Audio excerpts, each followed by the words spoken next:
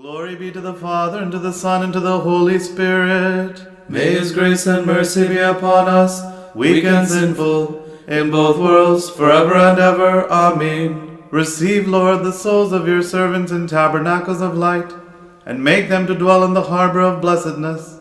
Give them rest in the glorious bosom of the patriarchs Abraham, Isaac, and Jacob, that on the great day of your glorious manifestation we may stand with them at your right hand, and offer fitting praise to you, and to your Father, and to your Holy Spirit, now and always, forever and ever.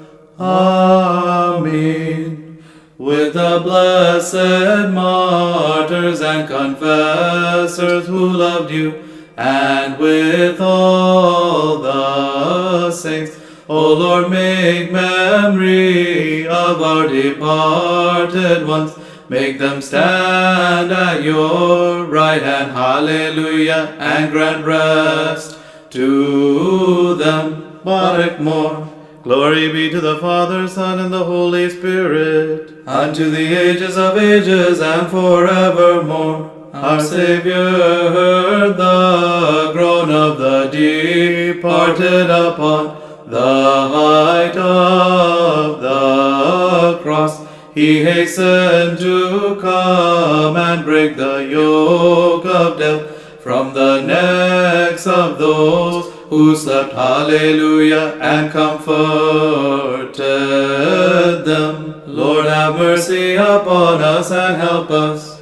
Renew your creatures by the resurrection, your worshippers who have slept in your hope. Give rest and pardon to the dead, O Lord, who sleep in hope and await your coming.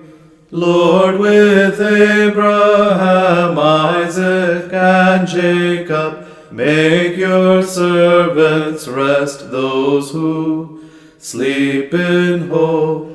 Their bodies and souls shall cry together, blessed is he who will come and raise the dead.